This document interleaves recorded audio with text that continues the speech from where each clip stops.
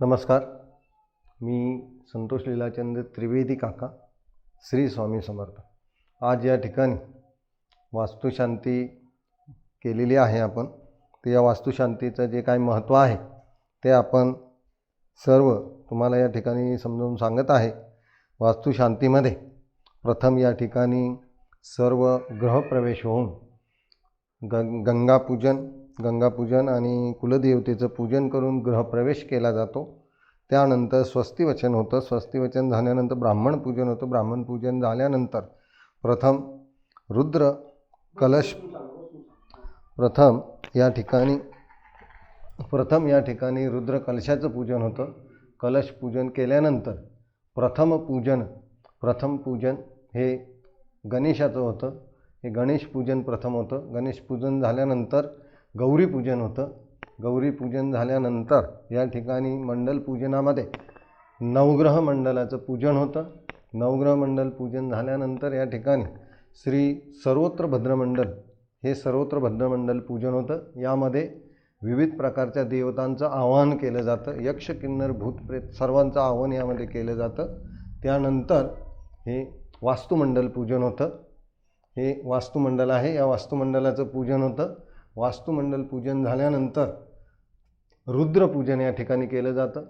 रुद्रपूजनाचा विधी झाल्यानंतर सोळशू मातृका या ज्या आहेत त्या सोळशू मातृका पूजन असतं. सोळशू मातृका म्हणजे आपल्या ज्या काय देव्या आहेत त्या सर्व देव्यांचं पूजन या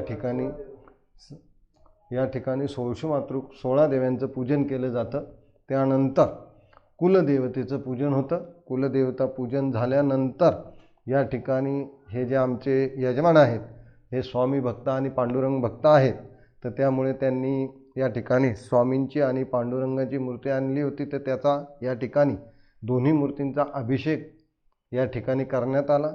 त्यानंतर या ठिकाणी वास्तु हवन हे या ठिकाणी करण्यात आलं. वास्तु हवनामध्ये नवग्रह आहुती, त्यानंतर सर्वत्र भद्रमंडल आहुती असते आणि प्रत्येक पीठाची आहुती असते. त्यानंतर पूर्ण आहुतीने हा कार्यक्रम संपन्न होतो.